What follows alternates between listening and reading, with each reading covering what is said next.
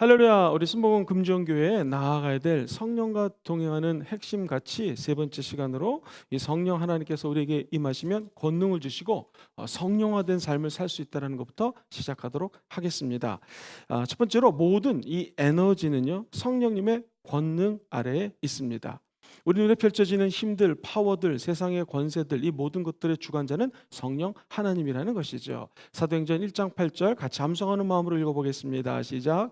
오직 성령이 너에게 임하시면 너희가 권능을 받고 예루살렘과 온 유대와 사마리아와 땅 끝까지 이르러 내 증인이 되리라. 여기서 핵심 포인트는요, 성령이 임하시면 우리가 권능을 받는다는 것입니다. 그러므로 여기서 이야기하는 권능은요, 듀나미스, 강력한 파워를 의미하죠. 그래서 강력한 힘, 다이너마이트의 어원이 되기도 합니다. 그만큼 성령을 통해 주어지는 권능은 말 그대로 성도들을 강력하게 만든다는 것입니다. 그런데 이것은 물리적인 강력함을 의미하기도 하지만 영적인 강력함을 의미합니다. 권능 받으면 우리의 부정적인 사고 체계가 무너져 버립니다. 그리고 하나님 주시는 믿음으로 절대 긍정의 힘으로 바뀌게 되죠. 그리고 꿈을 꾸고 비전을 갖게 되고 이것을 이룰 수 있는 거룩한 영적인 파워가 성령님으로부터 우리 안에 공급이 된다는 것입니다. 두 번째로 성령이 임하면 변화되게 되어 있습니다. 물도요 강력한 힘을 팍 끼치게 되면 물이 파도를 치고 물이 밖으로 튀어나가지 않습니까? 그것처럼 두나미스, 하나님의 강력한 은혜가 임하면 우리 삶은 변화되게 되는 것이죠. 즉 권능은 변화로 이어져야 됩니다. 내가 나를 바꾸지 않는데 어찌 남을 변화시킬 수 있겠습니까? 스스로에 대한 개발 정도가 공동체의 미래를 결정 지을 수가 있습니다. 한 사람 한 사람들이 스스로를 개발하고 변화시키는 데에 성령님은 무한한 능력을 제공하십니다. 무한한 가능성을 돌보아 주심으로 우리가 변화될 수 있게 됩니다.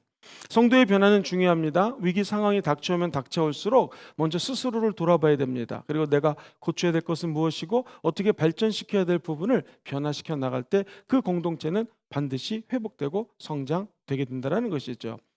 찬송가 중에서 모든 부흥은 나로부터 시작되리라는 가사가 있습니다.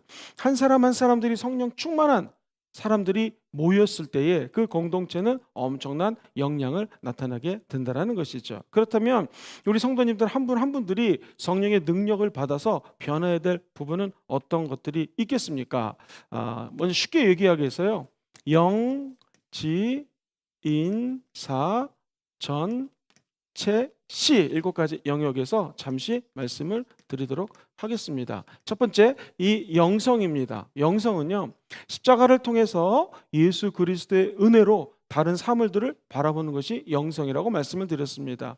영적인 에너지는 하나님 주시는 십자가의 능력 안에 있습니다. 그래서 영성을 개발하고 싶다라고 한다면요, 제일 먼저 영안이 띄어져야 됩니다. 영적인 눈으로 십자가를 통해서 세상을 바라보는 것, 그리고 성령님 안에서 기도와 말씀의 전합을 확 끌어올리는 것이 영성입니다. 무엇보다도 이 영성은요, 반드시 하나님 안에서라는 말은 하나님의 공동체 안에서 우리가 하나님만 바라보면서 봉사할 때, 하나님 나라를 섬길 때에 영성은 자라나게 되어 있습니다. 그래서 우리 교회 교회학교 교사라든가 성가대 또는 찬양팀 또는 각종 부서에서 하나님 내가 봉사하기 원합니다, 섬기기 원합니다 할 때에 우리 영적인 능력이 다시 한번 제고되고 함양되고 향상되게 될 것입니다. 두 번째, 우리가 예수 그리스도 안에서 영적인 능력을 받아서 개발해야 될 부분은 지성입니다. 이 성령님이 도와주시는 것이 바로 지성, 공부하는 것입니다. 이 스터디라고 하는 말은 성령님이 우리 안에 들어오셔가지고 은혜를 공급함으로 성령 안에서 하나하나 알아가는 것을 공부, 스터디라고 표현을 할 수 있습니다. 많은 사람들이 이 지성 연마하고 영성을 별개의 것으로 생각합니다. 그래서 중세 때는요, 너무 공부하지 마십시오, 천국 못 갈 수도 있습니다, 그런 말하는 사람도 있습니다. 또 어떤 경우에는요, 영성 필요 없습니다, 성경 공부, 지성만 열심히 개발하면 됩니다. 이것도 틀립니다. 영성과 지성이 함께 가야 됩니다. 그래서 성경은 하나님을 아는 것과, 그렇죠, 하나님을 믿는 것, 영성과 지성이 하나가 되기를 원한다고 말씀을 합니다. 어떻게 공부할 수 있을까요? 이 공부할 때요, 우리는 수평적인 독서와 수직적인 독서를 병행해야 됩니다. 수평적인 독서는 무엇이겠습니까? 여러 가지 분야에 대한 책을 읽으려고 노력해야 됩니다. 지식도 한쪽만 드립다 파는 것, 이것을 우리는 수직적인 지식이라고 얘기를 합니다. 예를 들면 신학생이 신학 공부합니다. 목사님이 되려고 꿈을 꿨습니다. 그러면 신학 서적 열심히 깊이 파야죠. 한 분야의 전문가가 되기 위해서는 한 50권 정도 책을 읽으면 그 분야의 전문가가 될 수 있습니다. 관심 있는 분야의 책을 서점에 가셔서 50권 정도 구입해 보십시오. 요즘 인터넷으로 다 구입할 수 있지 않습니까? 쭉 깊이 있게 독서를 하면 그 분야의 전문가가 됩니다. 근데 이 수직적인 공부, 수직적인 독서만큼 중요한 것이 수평적인 독서예요. 그것은 뭐냐? 정치, 경제, 문화, 사회 다양한 분야의 지식과 책들과 인포메이션, 정보들을 갖다가 얻는 것이죠. 그러면 그 사람이 갖고 있는 지식의 체계는요, 깊고 넓어지게 되죠. 빌딩을 지을 때 높은 빌딩을 짓는다. 어떻게 기초를 팰까요? 깊고 넓게 팝니다. 우리에 대한 지성 연마도 마찬가지입니다. 책 한 권만 읽고 이것이 옳다라고 막 얘기하면요, 잘못된 오류에 빠질 수 있습니다. 저와 우리 모든 성도님들이 모든 것들을 넓게 지식적으로 받아들이려고 노력하되 자기가 관심 있는 분야는요, 집중적으로 연마하셔서 뿌리 깊은 나무가 바람이 많이 불어도 흔들리지 않는 그런 지성인이 되시기를 주의 이름으로 축복합니다. 지성에서 제일 중요한 것은 뭐냐면요, 이 스터디를 할 때 스피치, 즉 말과 연결이 되면 참 좋습니다.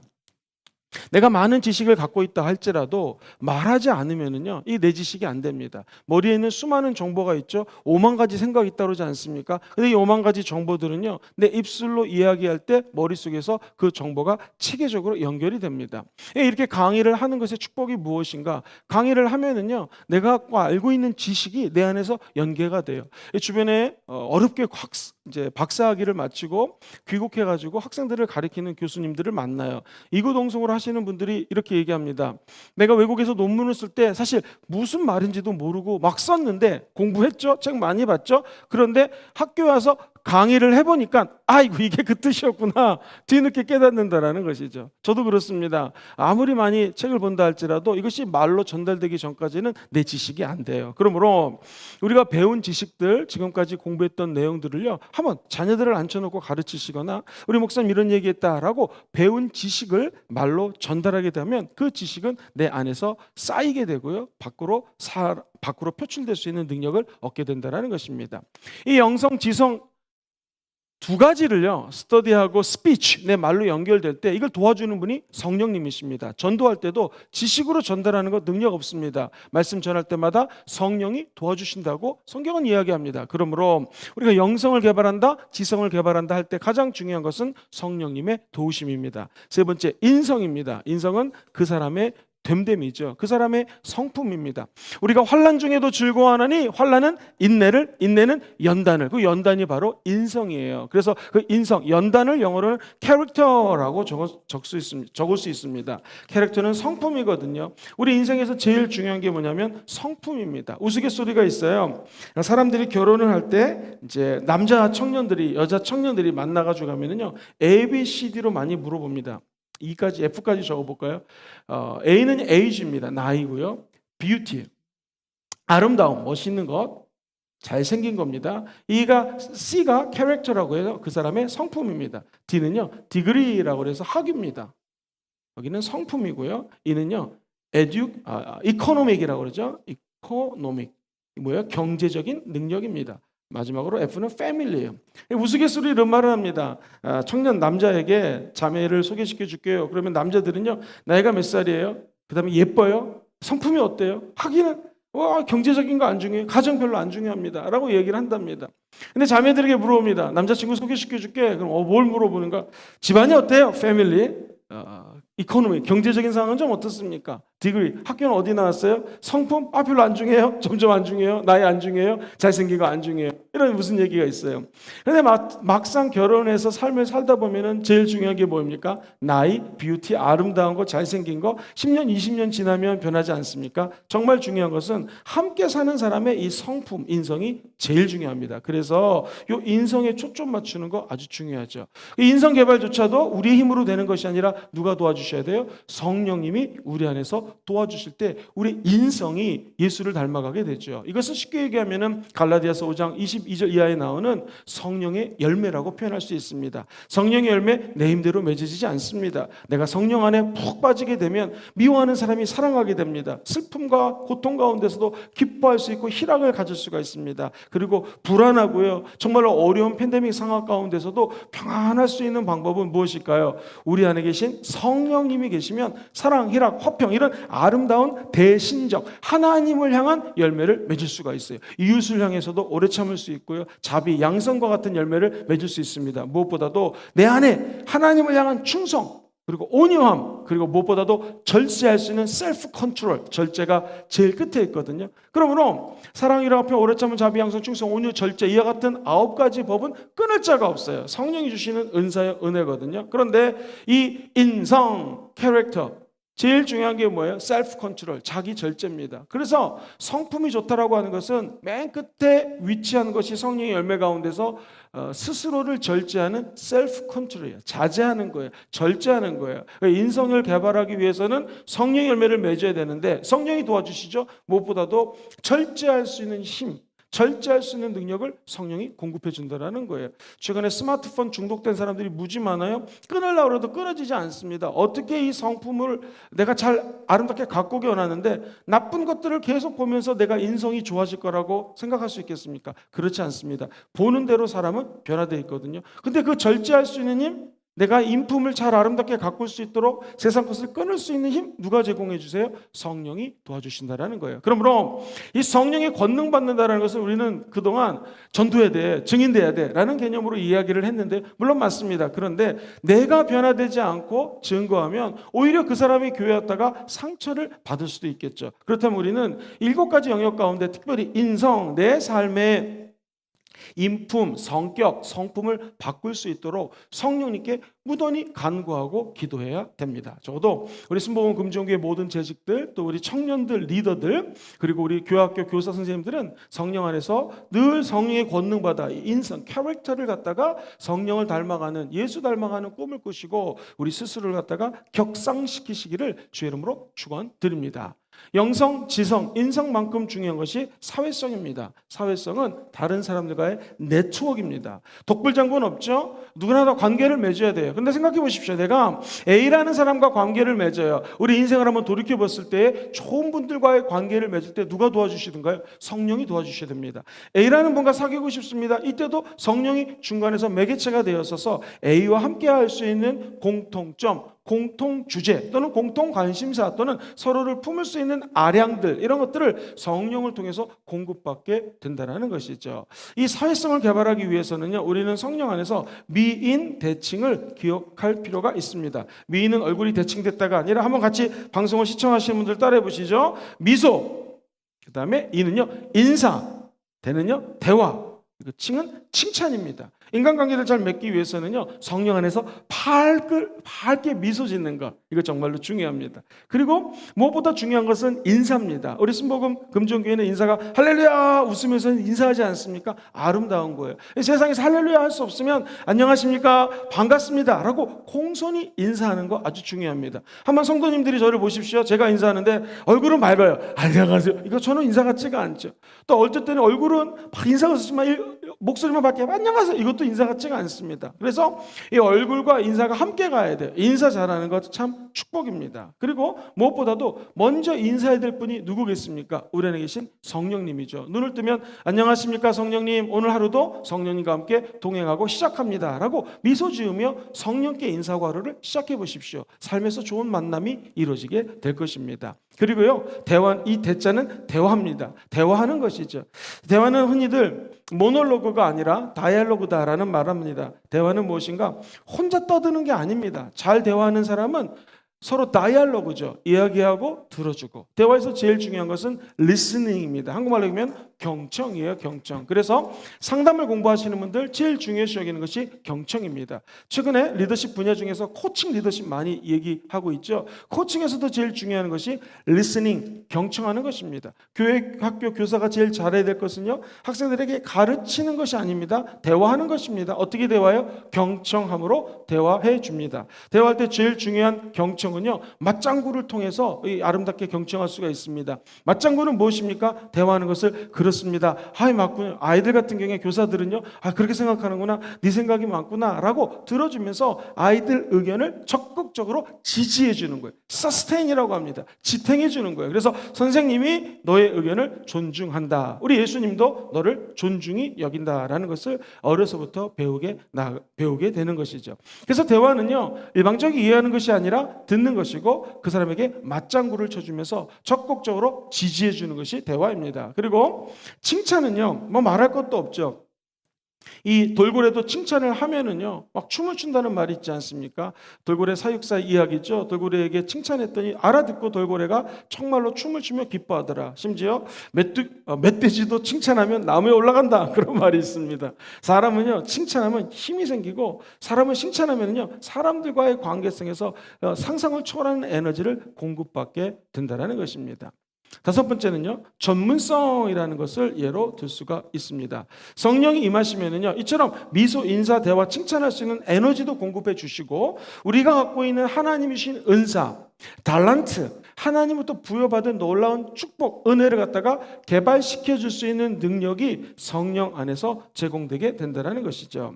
우리가 잘 아는 추사 김정희 선생님은 붓을 1000개를 망가뜨렸다고 합니다. 그만큼 추사체를 만들기 위해서 노력했다는 것입니다. 이 벼루를요, 10개 이상 구멍을 냈다고 합니다. 사랑하는 성도님들, 우리 어르신들이 썼던 벼루 기억나세요? 그거 엄청나게 많이 갈아도 닳지 않습니다. 이거 정말 평생에 한두 개 구멍 내기도 어려운데 10개가 넘게 구멍을 낼 정도로 먹을 갈아서 벼에다가 붓을 칠해서 그림을 그렸다는 것이죠. 그만큼의 전문성을 위해서는 노력이 필요합니다.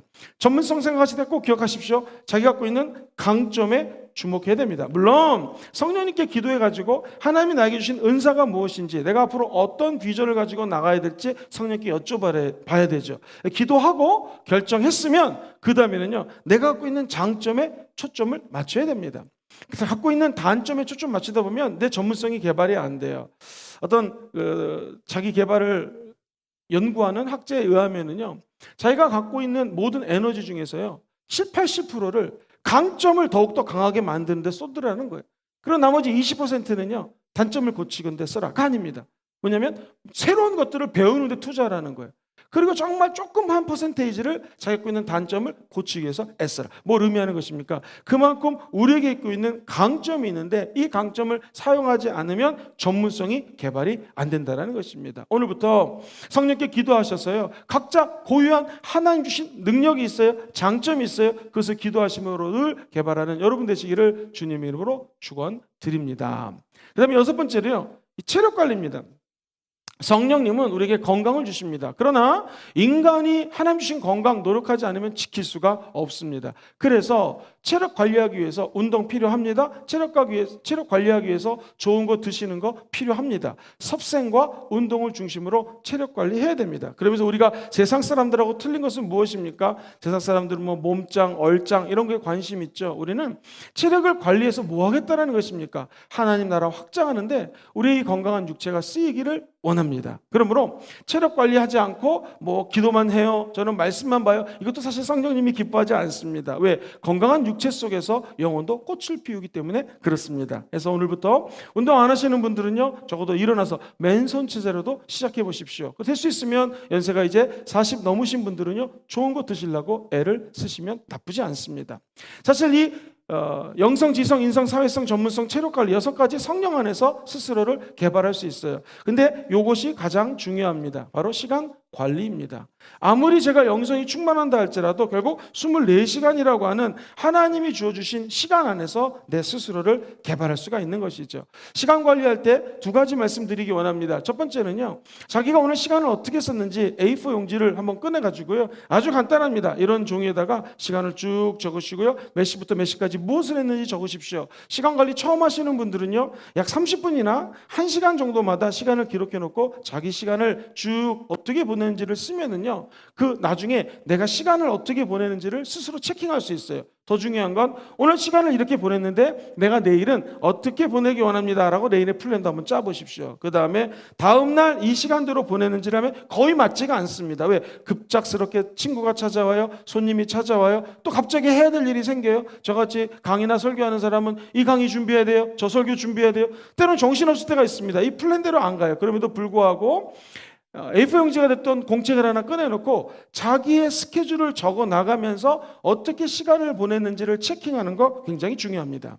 또 한 가지요. 우리 24시간이라고 하는 시간은 반드시 짜투리 시간이 있습니다. 일본에 아주 유명한 사법고시 패스시키는 학원이 있는데 그 사법고시 패스한 사람이 이런 간증을 합니다. 자기는요, 커피숍에 가도 보통 커피 시키고 난 다음에 한 3분에서 길면 7분 정도 커피 나오는 시간이 있지 않습니까? 그때 조그맣게 A4 용지 같은 데다가 사법고시에 나오는 것을 요약한 종이를 갖고 들어가서 그 3분에서 7분 사이 그걸 보는 거예요. 엄청난 능력이 있다라는 거예요. 신호등도 가끔 가다가 2, 3분 기다려야 되지 않습니까? 신호등 기다리면서 그 마치 요약본 막 적어놓은 것, 뭐 이를테면 좀 비유가 어색하지만 커닝페이퍼 비슷하게 요약 정리를 쫙 해놓은 걸 갖다가 암기하는 마음으로 2, 3분 보면 거기에 엄청난 능력이 있다는 거예요. 우리 어떻게 할 수 있을까요? 이 짜투리 시간, 우리 예수 믿는 사람들은요, 말씀 적어놓고 말씀 암송하시면 됩니다.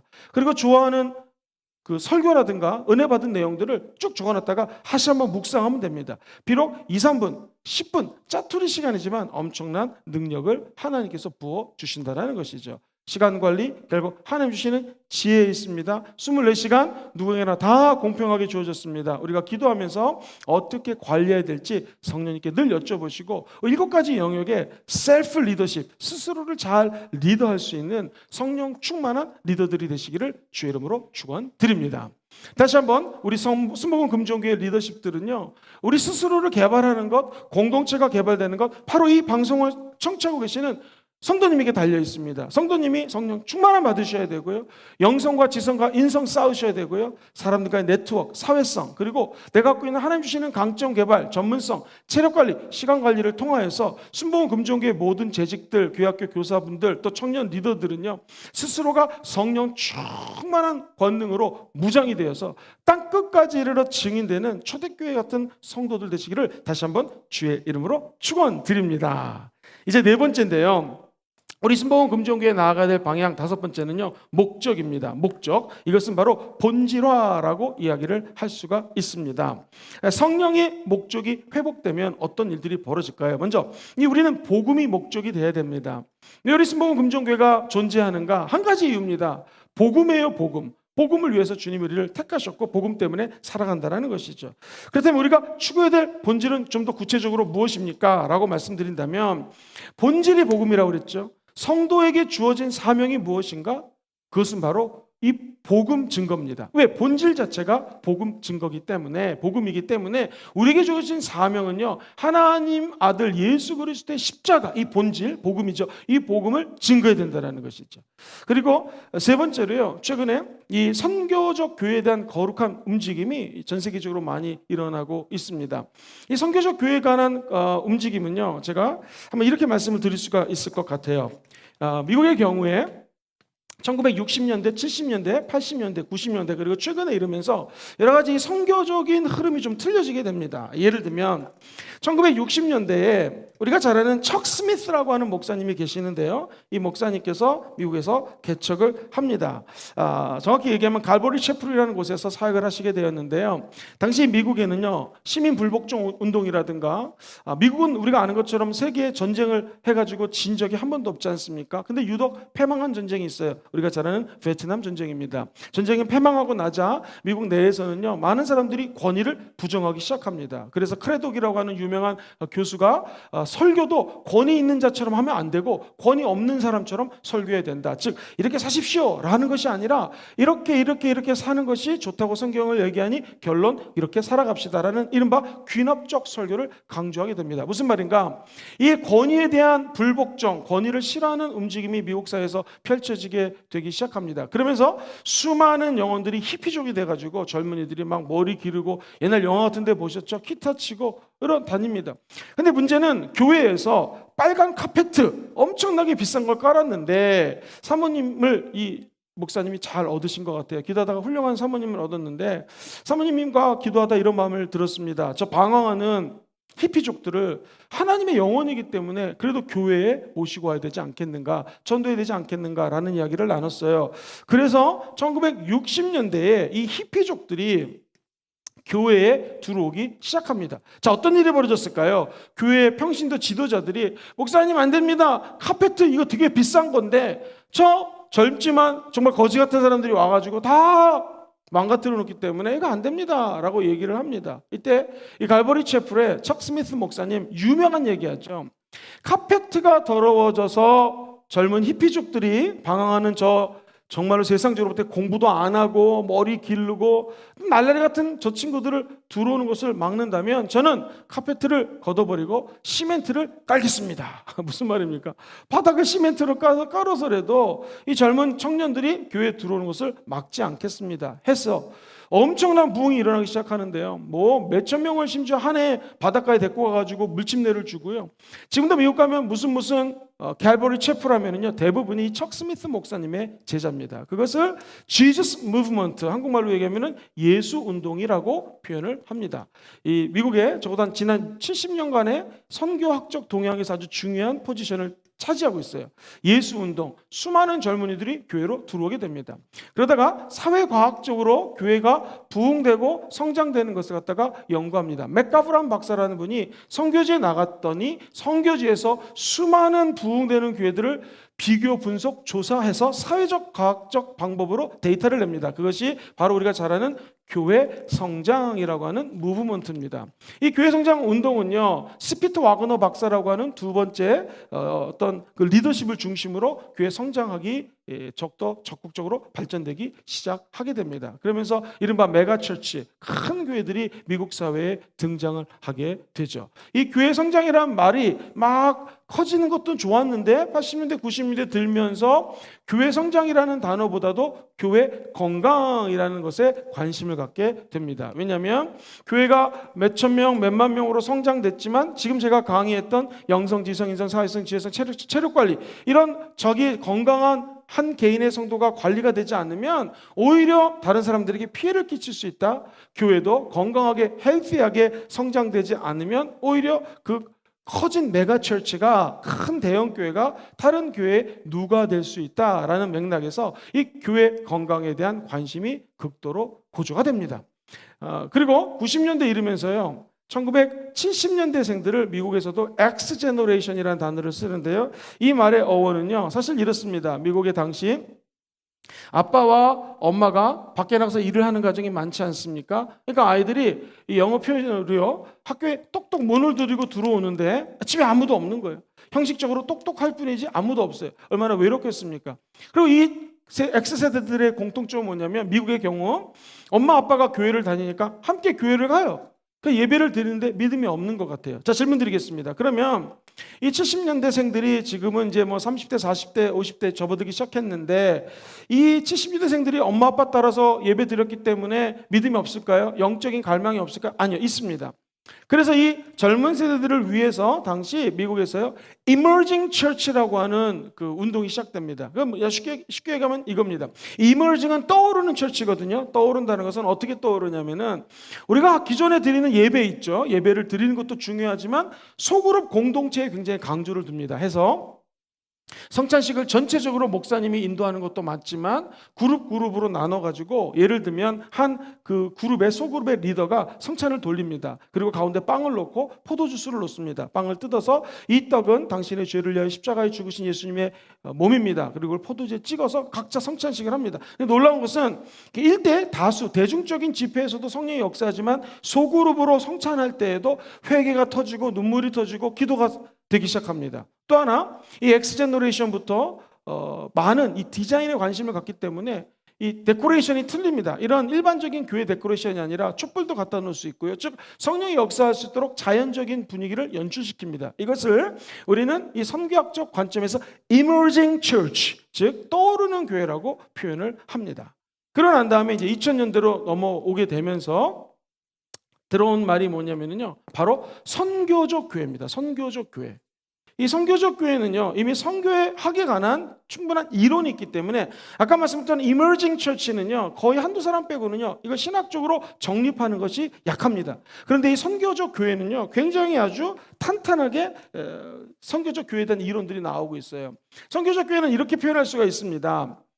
우리가 생각하는 선교, 즉 성령이 임하시면 권능받고 땅끝까지 이른다. 그거 맞아요. 그 선교의 본질입니다. 근데 그거보다는 선교적 교회라고 하는 것은 기존에 우리는 어떻게 교회하면 떠오르는 게 이미지가 있습니다. 그것은 자, 부흥회합니다, 주일 예배 드립니다, 수요예배 드립니다, 모이세요 라고 얘기를 했죠.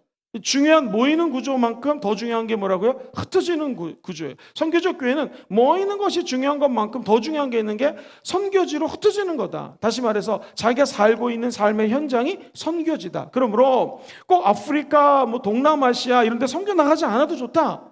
자기 삶의 현장에서 땅끝까지로 증인되는 삶의 현장의 모습을 살아야 된다. 따지고 보면 땅끝이 뭐예요? 지구가 둥그니까 쭉 돌면은 결국에는 자기가 살고 있는 그 지점이 오지 않습니까? 그래서 내가 살고 있는 요 지점, 내가 살고 있는 이 터, 내가 만나는 이 사람들, 나와 얼굴을 접촉하는 이분들이 선교 대상이라는 거예요. 그래서 흩어져서 자기 삶의 현장에서 예수를 증거하는 것을 우리는 선교적 교회, 영어로는 missional church. 저는 사실 선교적 교회라는 표현보다도 이 사명적 교회라고 이야기하는 걸 참 좋아하는데요. 어쨌든 이 미셔널 처치의 개념은요, 내가 받은 사명이 있는데, 미션이 사명이라는 뜻도 있고 선교라는 뜻도 있거든요. 그것을 삶의 현장에서 전하는 것, 이것을 우리는 선교적 교회라고 이야기를 합니다. 또 한 가지, 선교적 교회는요, 우리가 그동안 갖고 있던 물질을, 교회를 세우고 건물을 뜯어 고치고 이런 쪽으로 사용하지 않습니까? 전주의 깡통 처치 기억하시죠? 그 교회는 깡통으로 지었었어요. 그런데 거둔 헌금을 선교사들에게 보냅니다. 그래서 선교적 교회의 특징은 무엇인가? 이웃을 사랑하고요, 이웃을 위해서 선교적 마음으로 물질을 나눠주는 것을 우리는 또한 선교적 교회라고 이야기를 할 수 있습니다. 선교적 교회의 한마디로 핵심 포인트는 뭐냐면 본질로 돌아가자는 거예요. 달리 표현하면은 초대교회로 돌아가자는 거예요. 왜? 초대교회가 정말 하나님의 본질을 충실하게 이행했던 교회이기 때문에. 그러므로 이 purpose, 우리 순복음 금종교회가 나아가야 될 방향은요, 다시 본질로 돌아가는 것입니다. 선교로 돌아가는 거예요. 삶의 현장에서 복음 증거하는 증인된 삶 사는 거예요. 누구의 힘으로? 성령이 우리에게 임하면 가능하다는 것이죠. 그렇기 때문에 아마도 우리 순복음 금종교회는요, 2022년도에 성령 운동 강력히 하고 2023년도에 우리가 기도하면서 이 선교적 교회를 꿈꾸면서 준비하고 있습니다. 바라기는 순복음 금종교회 우리 모든 성도님들이 내가 갖고 있는 기존의 생각을 뛰어넘어서 바로 그 교회, the very church, 초대교회로 다시 돌아가는 이런 본질로 귀한 은혜가 순복음 금종교회 모든 성도님들의 가정과 의료에 넘치기를 다시 한번 주의 이름으로 기도합니다. 자, 이 본질로 돌아가는 것, 결국 방법이 뭐겠습니까? 결국 방법은 사랑입니다. 사랑, 십자가에 대한 사랑, 하나님에 대한 사랑, 그리고 이웃에 대한 사랑이 녹아 들어갈 때 우리는 진정 하나님을 사랑할 수가 있는 것이죠. 성경은 이야기합니다. 너는 마음을 다하고 목숨을 다하고 뜻을 다하여 야훼 하나님을 사랑하라. 그죠? 하나님에 대한 사랑, 그것은 예배를 통해서 가능합니다. 내 이웃을 내 몸과 같이 사랑하라. 이웃 사랑이 있으셔. 그것이 두 번째 계명입니다. 그것은 바로 나눔을 통해서 가능합니다. 세 번째로는요, 네 자신과 같이 사랑하라고 했지 않습니까? 내 삶이 하나님의 사랑받은 크리스천으로서 제대로 삶으로 복음을 나타내는 것, 이것이 핵심 포인트입니다. 그러므로 사랑이라는 것은요, 예배를 통한 하나님 사랑, 두 번째 이웃 사랑, 섬김을 통해서, 그리고 나를, 삶을, 자기 개발을 스스로 예수 그리스도의 영안에서 해감으로 말미암아 영성, 지성, 인성, 차회성, 체력관리, 시간관리 등등을 하나님의 앞에 떳떳한 삶으로 살아나가는 것, 이것을 우리는 사랑하는, 하나님을 사랑하는 크리스찬이 마땅히 개발해야 될 사랑의 영역이라고 표현을 하기도 합니다. 결국 이 복음, 본질, 사랑, 이거를 위해서는요, 비본질적인 것들은 다 벗어버릴 수가 있다는 거예요. 제가 무슨 얘기 하나 해드렸죠? 어떤 교회가요, 교회 싸움이 일어났습니다. 왜 싸울까요? 카페트를 깔기로 했는데 빨간색으로 깔자. 아니다, 야외는 우리의 목자신이 푸른 풀밭으로 뉘우시기 때문에 초록색으로 깔자. 그래가지고 교회가 둘로 찢어졌어요. 빨간색 카페트파, 초록색 카페트파. 이 본질이 아니죠. 카페트를 빨간색을 아까 목사님처럼 시멘트를 덮든 초록색을 깔든 중요한 건 무엇이겠습니까? 교회를 통하여 예수의 사랑이 흘러넘치는 것. 그래서 본질, 초대교회로 돌아가는 데에 방해가 되는 것이 있다면, 하나님을 뜨겁게 사랑하는데 방해가 되는 것은 다 버려야 된다는 거예요. 비본질은 버려버리고 본질로 다시 회귀되는 것, 변화되는 것, 돌아가는 것, 이것이 바로 우리가 추구하는 본질이라는 것이죠. 주님이 우리 교회를 향한 목적이 회복된다는 것을 이렇게 표현할 수가 있습니다. 성령의 목적이 회복되면 이제 우리는 드디어 이 세상에서 빛과 소금으로 살아갈 수가 있습니다. 자세한 내용은 교재를 한번 찾아보시면 좋을 것 같습니다. 자, 마지막 5번째 우리 교회의 핵심 가치입니다. 그것은 바로 이 계획입니다. 영어로는 플랜이라고 표현을 해봤습니다. 순복음 금정교회가 전략을 세워야 되죠. 그냥 무식하게 막 기도만 한다고 해서 다 되는 거 아닙니다. 또 어떤 분들은요, 그냥 막 성경책만 열심히 공부한다고 다 되는 것도 아닙니다. 우리는 뜨거운 마음으로 기도하고요, 말씀 열심히 공부하면서 끊임없이 같이 한번 따라 보시죠. 성령님과 함께 계획을 짜야 됩니다. 시작. 성령님과 함께 계획을 짜야 됩니다. 확실한 것은 하나님은 저와 여러분들을 향한 계획을 갖고 계셔요. 개인을 향한 계획이 있습니다. 교회 전체를 향한 계획이 있습니다. 자, 회복하고 성장하기 원하시면 아멘 해볼까요? 그러기 위해서 계획이 필요합니다. 우리 하나님이 기뻐하시는 계획은 어떤 것일까요? 부정적인 거 아닙니다. 파괴적인 거 아닙니다. 결국 절대 긍정적인 계획을 원한다는 것이죠. 그러므로 스스로에 대한 계획을 짤 때도 늘 긍정적인 생각, 긍정적인 걸로 끝을 맺게 되기를 소망합니다. 우리 교회를 향한 하나님의 뜻과 계획도 마찬가지입니다. 결국에는 절대 긍정으로 귀결된다는 것이죠. 자, 목사님 궁금합니다. 어떻게 하면 계획을 잘 짤 수 있을까요? 제일 중요한 것, 내가 지금 계획을 짜는데 이 계획이 하나님이 기뻐하시는 계획인가를 생각해야 됩니다. 하나님은 어떻게 계획을 짜야 기뻐할까요? 성경 말씀에 다 나와 있습니다. 내가 기뻐하고 기도하고 감사할 수 있으면 하나님의 뜻입니다. 내 몸을 거룩한 산제물로 하나님께 드릴 수 있는 계획이 나오면 이것은 하나님이 기뻐하는 바로 계획입니다. 그래서 성령 충만한 우리들은요, 하나님의 선하신 계획, 하나님이 기뻐하시는 계획, 그리고 하나님의 뜻을 따라 계획을 짜게 되면 하나님이 우리의 계획을 기뻐 받아준다는 것이죠.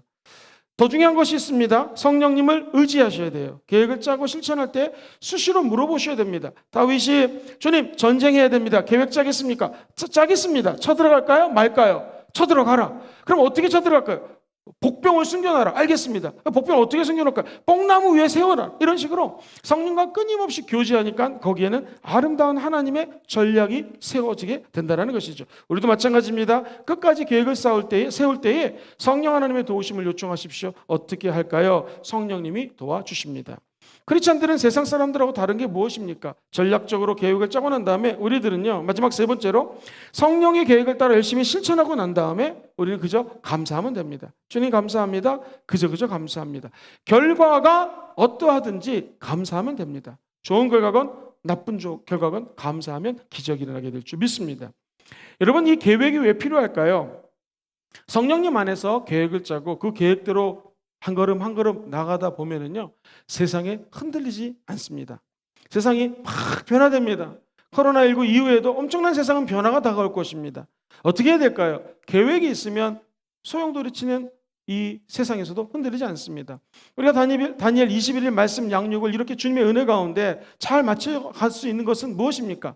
작년에 올해를 향한 계획이 있었습니다. 올해는 하나님의 사람을 양육하겠다. 성령 충만하여 하나님과 사람들에게 칭찬받는 사람, 성령과 지혜가 충만해서 초대교회 7교회 초교회 7명의 집사님 같은 분들을 양육해야겠다라고 하는 우리의 계획이 있었습니다. 그렇기 때문에 40일을 할까 20일을 할까 이런 건 다 수단이죠. 플랜입니다. 이런 것들이 변화돼서 결국 21일 말씀 양육으로 안착이 되게 됐는데요. 우리 하나님이 우리에게 주신 계획이 있었기 때문에 올해 아무리 코로나가 다가와도 인터넷으로 또 비대면으로 대면으로 섞어가지고 이런 하나의 은혜의 세계가 펼쳐지게 될 수 있었던 것이죠. 이처럼 2022년도, 2023년도, 2025년도 나아가 우리 평생 동안에 성령님께 기도하시고 성령 주시는 계획을 따라 가게 되면요, 세상이 어떠한 변화가 다가온다 할지라도 저 여러분들은 꿋꿋하게 흔들리지 않고 하나님을 향하여 전진하는 위대한 크리스찬들이 다 되게 될 줄 믿습니다. 할렐루야. 어제부터 강의했던 5가지를 마무리하기 원합니다. 자, 우리가 나가야 될 5가지 핵심 가치가 있습니다. 하나님 주신 비전, 첫 번째는요, 하나님의 임재입니다. 두 번째는 하나님의 사람을 키우는 것입니다. 세 번째 성령님의 권능, 네 번째 목적입니다. purpose고요. 다섯 번째는 계획입니다. 자, 그렇다면은 저 여러분들이 5가지를 한번 큰 소리로 외쳐보겠는데요. 먼저 제가 하는 말을 한번 따라해서 외쳐보시죠. 나는 하나님의 임재를 사모합니다. 시작.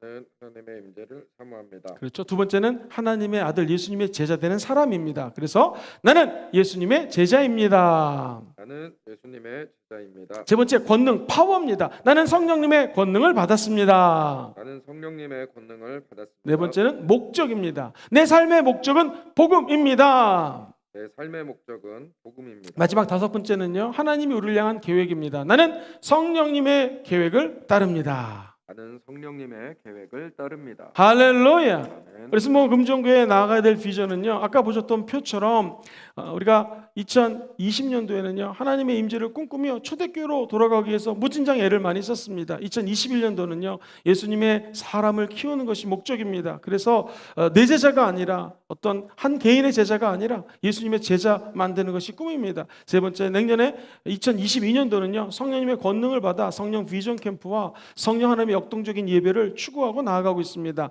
네 번째는 그 다음에는요 교회의 목적이 무엇인가, 선교, 본질, 초대교회로 돌아가는 운동을 일으키고요. 마지막 5번째에는요 주님의 계획이 무엇인가를 곰곰이 살피면서 묻고 기도하면서 또 다른 계획들을 실천합니다. 그래서 그 다음에 또 5년 첫 번째 해에는요 하나님의 임재, 사람, 권능, 목적, 계획을 5년 동안 추진합니다. 그리고 한 바퀴를 또 돌리게 되면은요 우리 신봉 금종교회는 계속해서 점진적으로 하나님의 은혜 가운데 저 5가지 핵심 가치의 비전을 따라 나아가게 되면은 놀라운 하나님의 은혜가 임하게 될 줄 믿습니다. 원 안에 보시면은요 우리가 하나님을 사랑하는데 어떻게 사랑해요? 마음을 다하고 뜻을 다하고 힘을 다해서 사랑하는 것, 그것을 예배라고 말씀을 드렸습니다. 그리고 우리 이웃에게 받은 은혜를 전하는 것, 삶을 나누는 것, 이것을 이웃이라고 키워드를 잡아봤고요. 맨 끝에 3, 이웃을 사랑하되 내 몸과 같이 사랑하라고 하셨으니 먼저 변해야 될 것은 내 자신입니다. 아들이 변해라, 딸이 변해라, 남편 변해라, 아내 변해라가 아니라 교회가 좀 변하시오가 아니라 여기 계신 한 사람 한 사람들이 먼저 삶이 변해야 됩니다. 그래서 내 자신이 변하면 이웃이 변화되고 나아가 우리 신봉 금정교회가 변화되고 우리 때문에 초대교회처럼 수많은 세상이 변화되는 기적이 창출되게 될 줄 믿습니다. 오늘 그 놀라운 역사가 이 방송을 청취하는 모든 분들에게 함께 하시기를 주의 이름으로 축원드립니다. 할렐루야. 21일 동안 정확히 얘기하면 지난 42강을 듣느라고 수고 많이 하셨습니다. 우리는 무엇을 믿는가? 하나님의 아들 예수 십자가를 믿습니다. 그리고 예수 그리스도를 통하여 부어주신 성령님의 사랑과 능력을 믿습니다. 이제 우리가 해야 될 것은 무엇입니까? 성령의 권능 힘입어 땅끝까지 증인되는 아름다운 교회, 아름다운 성도님들 되시기를 다시 한번 예수님 이름으로 축원드립니다. 할렐루야. 수고하셨습니다. 하나님께 영광 박수 올려드리겠습니다.